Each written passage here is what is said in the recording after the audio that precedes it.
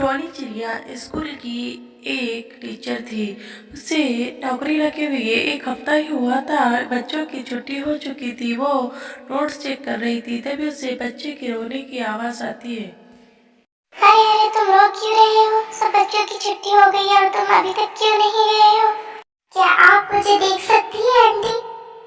हाँ हाँ, क्यों नहीं देख सकती? मेरी इतनी मोटी मोटी आंखें तुम्हें दिखाई नहीं देती क्या? जैसे ही टोनी बोलती है कि मैं तुम्हें देख सकती हूँ, वो बच्चा बहुत खुश हो जाता है, टोनी के गले लग जाता है। अरे बेटा, कुछ तो बताओ, तुम रो क्यों रहे थे? तुम्हारा घर किधर है? चलो मैं तुम्हें तुम्हारे घर छोड़ देती हूँ। मेरा कोई घर नहीं है, मुझे कोई नहीं देख सकता, सिर्फ आपके सिवा। पर टोनी चिड़िया के कुछ भी समझ नहीं आता और वो जबरदस्ती उस बच्चे को अपने साथ उसके घर ले जाने लगती है। टोनी चिड़िया ऑटो के इंतजार में खड़ी होती है और बच्चे से मसलसल पूछती है, तुम्हारा घर कहाँ है? पर बच्चा कोई जवाब नहीं देता। अच्छा बच्चे, तुमने तुम्हारा नाम नहीं बताया और तुम कहाँ रहते हो? जल्दी से बताओ, मैं ऑटो वाले को बता देती हूँ।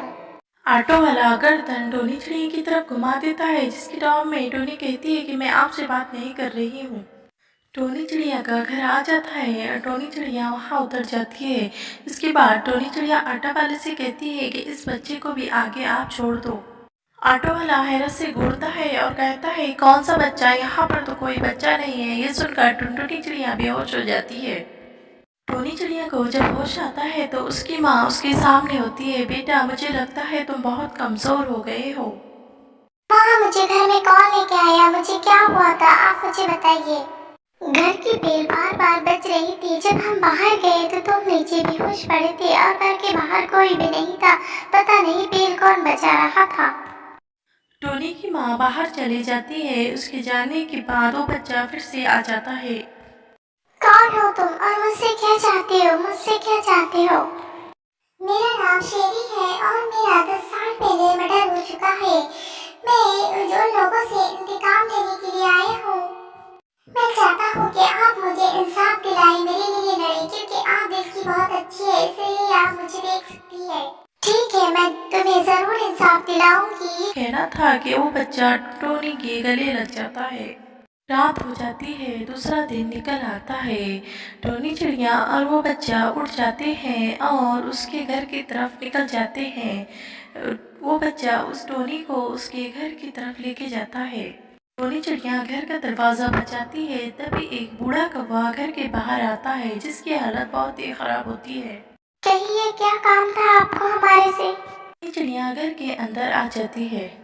मुझे शेरी से मुतालिक आपसे बात करनी थी।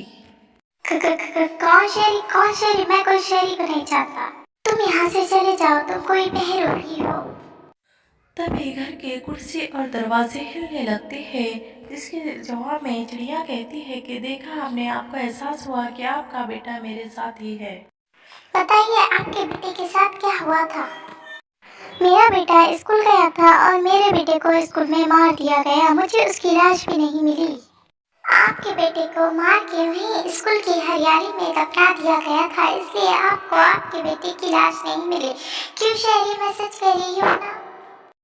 हाँ हाँ, आप सच कह रही है। मैं आपके बेटे को जरूर इंसाफ दिलाऊंगी। टोनी चिड़िया वहाँ से सरदार सिंह के घर पे चली जाती है और उसके घर के सामने खड़ी हो जाती है। तभी सरदार सिंह और उसका सेक्रेटरी वहाँ पर आ जाते हैं। कौन हो तुम और यहाँ पर क्यों खड़ी हो? क्या काम है तुम्हें? मैं आपका इंटरव्यू लेने के लिए आई हूँ। ठीक है, लो फिर इंटरव्यू जल्दी से। मैं आपका इंटरव्यू आपके स्कूल में लेना चाहती हूँ, ताकि आपने जो बच्चों को मदद की है वो सब बच्चे देख सके। टोनी चिड़िया सरदार सिंह का इंटरव्यू स्कूल में इसलिए लेना चाहती थी कि उसका तहखाना वहाँ पर ही था और वो काले धंधे वहीं पर किया करता था। जैसे ही वो इंटरव्यू लेने वाली होती है कि सरदार सिंह का फोन बजता है। ए टोनी, तुम तो स्कूल में जॉब करती हो ना, फिर तुमने मुझसे झूठ क्यों कहा कि तुम इंटरव्यू लेने के लिए आई हो? टोनी चिड़िया उसे सब कहानी सुना देती है कि उसने शेरी को किस तरह मारा था। तभी सरदार सिंह रिवॉल्वर उठा के उसकी तरफ करता है तो टोनी चिड़िया उसकी रिवॉल्वर गिरा देती है। तभी वहाँ पर पुलिस आ जाती है। पुलिस को टोनी चिड़िया ही फ़ोन करती है। पुलिस सरदार सिंह की तहखाने की तलाशी लेती है और सरदार सिंह को जेल में डाल दिया जाता है क्योंकि सरदार सिंह के खिलाफ सारे सबूत तहखाने में मिल जाते हैं। शेरी को सरदार सिंह इसलिए मारता है क्योंकि शेरी उसके तहखाने की तरफ पहुंच जाता है और वो बच्चों के पार्ट्स देख लेता है। पार्ट्स जो सरदार सिंह दूसरे मुल्क को फरोख्त किया करता था बच्चों को चोरी करके। कि सरदार सिंह को लगा था कि शेरी ने उसे देख लिया है और ये बात उसकी वो कहीं भी पहुंचा सकता है, इसलिए उसने शेरी को मार दिया था। शेरी को इंसाफ मिल चुका था, इसलिए शेरी टोनी का शुक्रिया अदा करता है और अपनी दुनिया में वापस चला जाता है। शेरी जब वहाँ से जाता है तो टोनी को बहुत बुरा लगता है, पर उसे खुशी होती है। एक मरा हुआ बच्चा सिर्फ उसे ही दिखाई देता था और उसने शेरी को इंसाफ दिलाया। बच्चों, आपको इस कहानी से क्या सबक मिला तो कमेंट करके बताएं।